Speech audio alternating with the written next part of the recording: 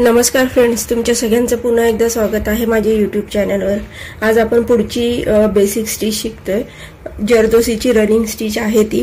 त्याच्यासाठी मी इथे एक रेष आखून घेतलेली आहे व जरदोसीसाठी लागणारी एक पातळ सुई घेतलेली आहे। त्याच्यात मी एक जरदोसी टाकून घेतलेली आहे व कॉटनचा थ्रेड घेतीये। मी इथे थ्रेड वर काढून घेतलेला आहे व सुईमध्ये एक जरदोसी टाकून घेतलेली आहे। आता माझा सुईचं टोक हे माझ्या डाव्या बाजूला आहे। मी आता असे टोक डाव्या बाजूला ठेवूनच मी जरदोसी सोडतीये व असंच पुढे टाकतीये। अजून माझं सुईचं टोक डाव्याच बाजूला आहे। मी थ्रेड अडकवून वर काढते तेव्हा सुईचं टोक मी बॅक साइडला आहे। पुन्हा फिरवून डाव्या साइडला घेतीये व पुन्हा असंच जरदोसी मधनं पुढे स्टिच टाकते। पुन्हा डाव्या बाजूला पुन्हा मी इथे स्टिच टाकलेली। पुन्हा मी एक अखंड तुकडा जरदोसीचा घेतलेला आहे सुईमध्ये। पुन्हा माझ्या सुईचं टोक डाव्या बाजूला आहे व त्यात मी जरदोसी टाकतीये, सोडतीये। असं सुईचं टोक डाव्या बाजूला ठेवूनच मी कापडातून सुई खाली टाकणार आहे। वर घेताना बॅक साइडला, पुन्हा पुढे जाताना डाव्या बाजूला। याला अखंड जरदोसीची रनिंग स्टिच म्हणतात।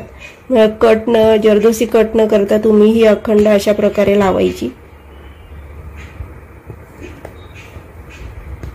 मी अजून एक तुकडा घेतलेला आहे जरदोसीचा।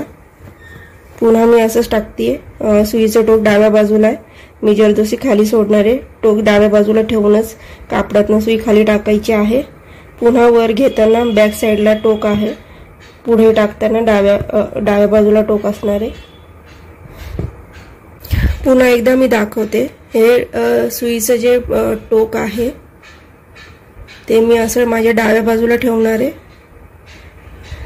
मी असंच थ्रेड वर घेतेय। सुईचं टोक डाव्या बाजूला आहे। आता जरदोसी सोडताना पण सुईचं टोक डाव्याच बाजूला असणार आहे व मी अशी सुई टोक डाव्या बाजूला असताना कापडातनं खाली टाकणार आहे आणि वर जेव्हा घेतो तेव्हा बॅक साइडला थोडीशी टर्न करून वर घेणारे व पुन्हा पुढे टाकताना डाव्या साइडला तोंड असणारे सुईचं। पुन्हा बॅक साइडला फिरवून मी पुढे घेतेय। पुढे टाकताना डाव्या बाजूला पॉइंट असणारे माझ्या सुईचं। वर घेताना बॅक साइडला पुन्हा फिरवून अशा पद्धतीने फिरवून डाव्या बाजूला।